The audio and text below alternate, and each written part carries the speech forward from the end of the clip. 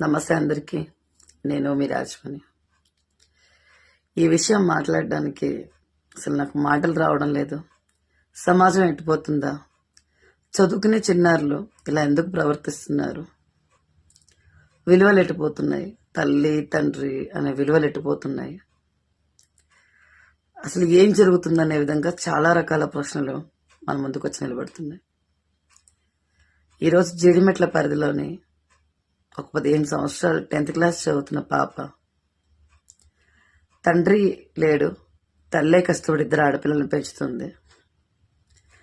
ఆమె మొబైల్లో Instagram app ద్వారా పరిచయమైన ఒక అబ్బాయి, శివ అనే అబ్బాయి మాయలో పడిపోయి దాన్ని ప్రేమ అనుకుంటూ అతన్ని దక్కించుకోవడం కోసం కన్న తల్లిని ఆ శివ సహాయంతో, తనకి అన్నలాంటి ఇంకో అబ్బాయి సహాయంతో చంపేసింది.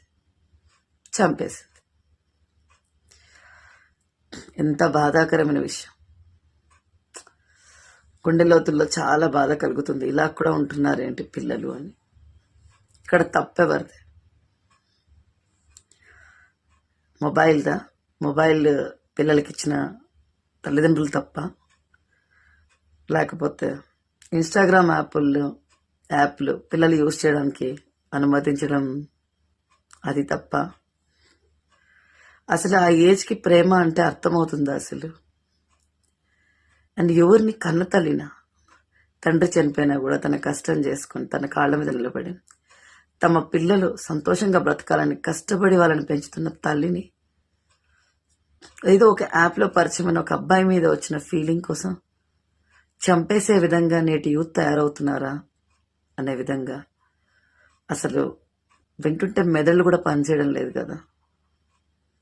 ఇలాంటి సంఘటనలు మన ముందు జరిగినప్పుడు నెక్స్ట్ ఇంకేం చేయాలి తల్లిదండ్రులు? పిల్లలకి ఏ విధంగా తల్లిదండ్రుల విలువ తెలుస్తుంది? తల్లిదండ్రులు చేసే కష్టం కనబడదా పిల్లలకి? ఈ పిల్లలు ఎందుకు ఇలా తయారవుతున్నారు? ఇప్పటి యూత్ 15 సంవత్సరాల నుంచే, 10th క్లాస్ నుంచే, స్కూల్ డేస్ నుంచే ఎవరు తప్పు? విలువలు ఎక్కడ తగ్గుతున్నాయి?